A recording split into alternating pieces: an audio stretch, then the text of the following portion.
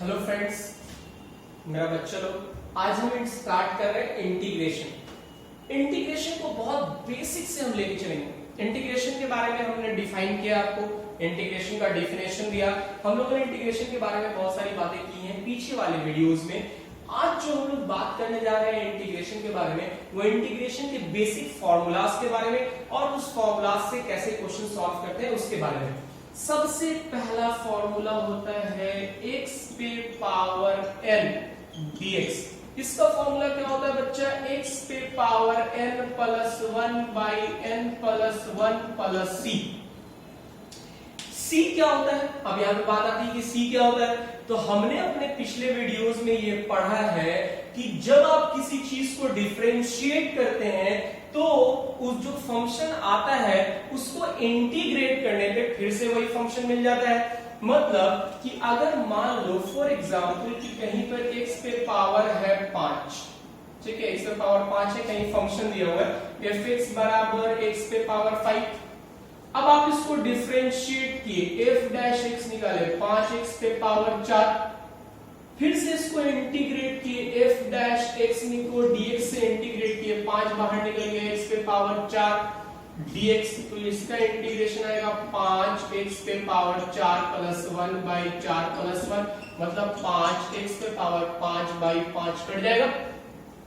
ये देखो, ये फंक्शन था और ये फंक्शन हमको मिल गया। बट इन केस अगर यहां पर रहता प्लस 10, तो ये 10 जो है डिफरेंशिएट होकर के यहां पे हो जाता 0। क्या हो जाता? 0। तब जब आप इसको इंटीग्रेट करते तो क्या ये 0 आपको कहीं पर से भी फिर से 10 मिल पाता? नहीं मिल पाता। मतलब इंटीग्रेट जो हमारे पास फंक्शन दिया हुआ था, जब हमने उसको डिफरेंशिएट किया तो वो कांस्टेंट फंक्शन जो था वो 0 हो गया।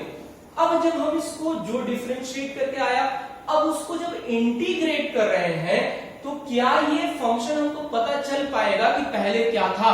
हमको तो नहीं पता। हमको तो सिंपल सा इंटीग्रेशन के लिए कोई फंक्शन दिया, हमने उसको इंटीग्रेट कर दिया। हमको तो ये पता नहीं चलेगा ना कि वहां पे पहले 10 था, 5 था, 6 था, 8 था, क्या था। तो उसी की जगह पे हम लोग क्या करते हैं, ये कांस्टेंट का यूज करते हैं, यानी x पावर प्लस c कि कोई कांस्टेंट बाय द वे पहले रहा होगा जो डिफरेंशिएट होकर के 0 हो गया होगा, उसकी जगह पे लिखते हैं c।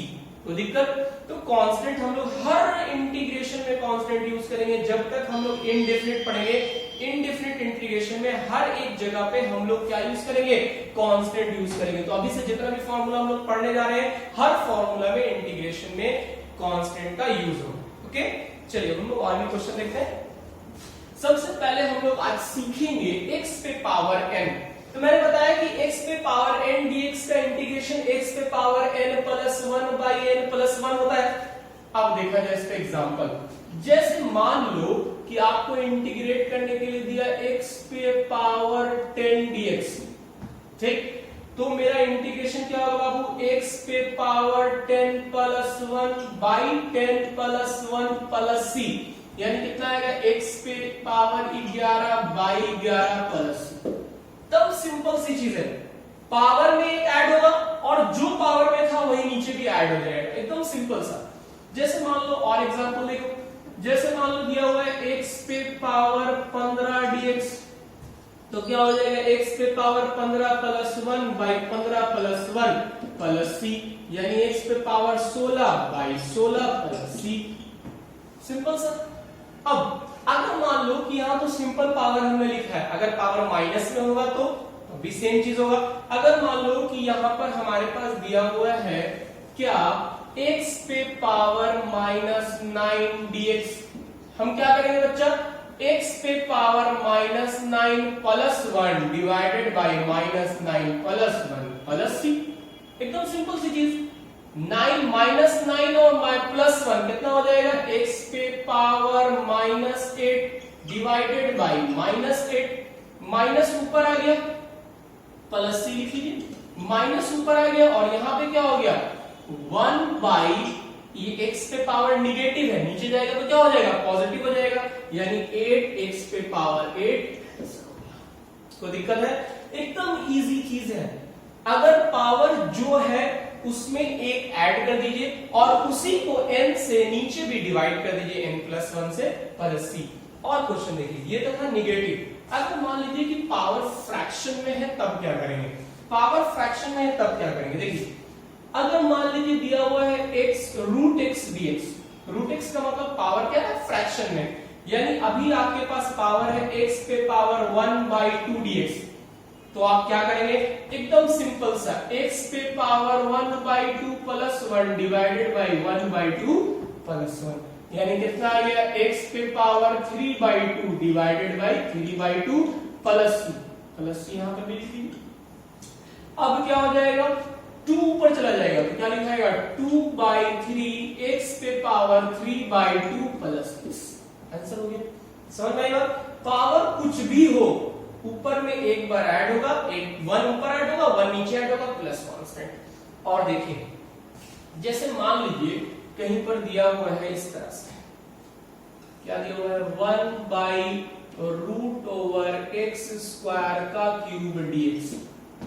ठीक, तो आप सबसे पहले तो इसको ब्रेक करेंगे।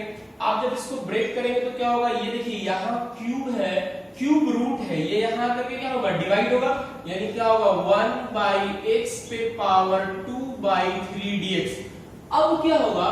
ये 2/3 नीचे दिया हुआ है, ऊपर जाएगा तो क्या हो जाएगा? x पे पावर -2/3 dx। अभी इंटीग्रेट नहीं किया है, अभी इसको सिंपल x पे पावर n पे लाया है। अब ये क्या आ गया? x पे पावर n, यानी x पे पावर -2/3। क्या करेंगे बच्चा? अब लिखेंगे x पे power -2/3 plus 1 divided by -2/3 plus 1, तो क्या आएगा? x पे पावर, यहां से एलसीएम लेंगे, -2 plus 3 divided by 3 divided by, यहां भी सेम चीज, -2 plus 3 divided by 3 plus c हर जगह लिखेंगे, यहां भी प्लस c और वहां भी प्लस c। अब देखो तो क्या आ गया? वहां से -2 प्लस 3 क्या आएगा? 1, यानी x पे पावर 1/3 डिवाइडेड बाई 1/3, ये 3 ऊपर चला जाएगा, x पे पावर 1/3 प्लस c, यहां भी प्लस c लिखिए। समझ में आएगा? तो पावर कुछ भी हो, x पे पावर n का इंटीग्रेशन में x पे पावर n+1/n+1 हो जाता है। कोई दिक्कत है? ये बहुत बेसिक सा कंसेप्ट है इंटीग्रेशन का, और सबसे इनिशियल फॉर्मूला है। इस इनिशियल फॉर्मूले को आपको याद रखना है।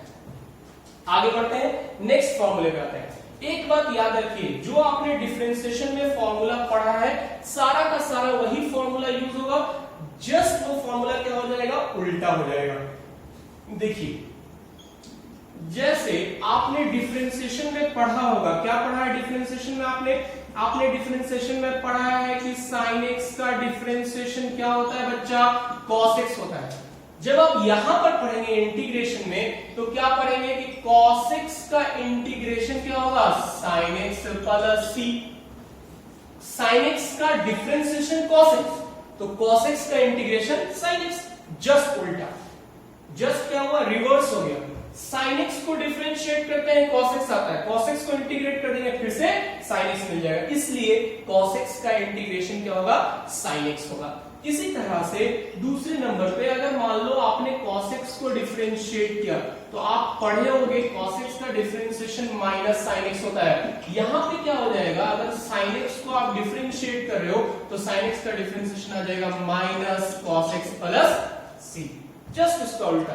उसी तरह से सारे का होता है। जैसे आपने क्या पढ़ा था? आपने पढ़ा था tan x/dx। tan x का क्या होता है? sec² x। तो यहां पर भी sec² x dx का इंटीग्रेशन क्या होगा? इसका इंटीग्रेशन होगा tan x प्लस c। क्या होगा बच्चा? sec² x का tan x प्लस c। जो फॉर्मूलाज आपने पढ़े हैं सब रिवर्स होता जाएगा। जैसे आपने पढ़ा होगा sec x dx, sec x dx का डिफरेंशिएशन क्या होता है? sec x into tan x। तो जब आप यहां बात करेंगे तो sec x into tan x का इंटीग्रेशन करेंगे तो क्या आएगा? ये आएगा sec x प्लस c। देख रहे हैं आपकी जस्ट उल्टा हो जाएगा, जो हमने पढ़ा था उसी का रिवर्स हो गया। यानी जो डिफरेंशिएशन पढ़ा था sec x tan x, sec x का differentiation sec x tan x था, अब sec x tan x का इंटीग्रेशन sec x हो गया। तो इसको याद करना बहुत आसान है, जो आपने पीछे पढ़ा है वो याद रखना है, उसी से फॉर्मूला आता है। और देखिए और फॉर्मूलाज के बारे में बात कर रहे हैं, देखिएगा और फॉर्मूलाज के बारे में बात करेंगे तो जैसे हमारे पास हमने पढ़ा होगा डिफरेंशिएशन में कि cot x का डिफरेंशिएशन क्या होता है, माइनस cosec स्क्वायर x। उसी तरह से cosec स्क्वायर x dx का इंटीग्रेशन क्या हो जाएगा, minus cot x plus c। भाइयों उसी तरह से आपने पढ़ा होगा cosec x का डिफरेंशिएशन क्या होता है, minus cosec x into cot x। तो यहाँ पे उसी तरह से अगर cosec x into cot x dx कहीं पे है तो इसका इंटीग्रेशन क्या हो जाएगा बाबू, minus cosec x plus c। Just reverse process और कुछ नहीं। इसी तरह से अगर आप बात करते हैं और भी फॉर्मूलाज, जो फॉर्मूलाज आपने पढ़ा है सब इनवर्स होता है। जैसे आपने पढ़ा है कि e पे पावर x का डिफरेंशिएशन e पे पावर x ही होता है और कुछ नहीं सेम होता है e पे पावर x। तो जब आप यहाँ पे पढ़ेंगे e पे पावर x का इंटीग्रेशन तो ये भी e पे पावर x प्लस c हो। उसी तरह से आपने पढ़ा होगा log x के बारे में, log x dx का डिफरेंशिएशन 1/x होता है। तो जब हम 1/x को इंटीग्रेट करेंगे तो मिलेगा log x प्लस c। कोई दिक्कत? तो जस्ट रिवर्स प्रोसेस है। इस रिवर्स प्रोसेस के बारे में हम लोग बात कर रहे हैं। तो फॉर्मूला आपको याद रखना है, इंटीग्रेशन का फॉर्मूला, डिफरेंशिएशन का फॉर्मूला याद होना चाहिए। एक बात याद रखिए, अगर आपको डिफरेंशिएशन इंटीग्रेशन का क्वेश्चन सॉल्व करना है तो साथ साथ ट्रिगोनोमेट्रिक फॉर्मूलाज जो आप पढ़ते हो ट्रिगोनोमेट्री में, वो ट्रिगोनोमेट्रिक फॉर्मूलाज आपको बेशक याद होना चाहिए, तभी जाकर के आप क्वेश्चन को कर पाएंगे। आई होप कि ये वीडियो आपको अच्छा लगा होगा।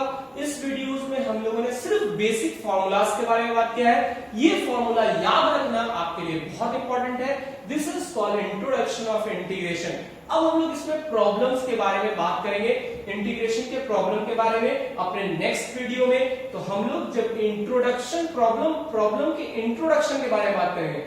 फिलहाल इसमें कोई दिक्कत आई होप नहीं होगी आपको। अगर कोई दिक्कत होगी तो मेरा व्हाट्सएप नंबर है नीचे में, आप मुझे व्हाट्सएप कर सकते हैं। किसी तरह का भी इशू हो तो आप हमसे कंसल्ट कर सकते हैं, या किसी टॉपिक के वीडियो आपको चाहिए तो नीचे कमेंट करें, हम उस वीडियो को अपलोड करने की कोशिश करेंगे। Thank you so much. Please like, subscribe, share.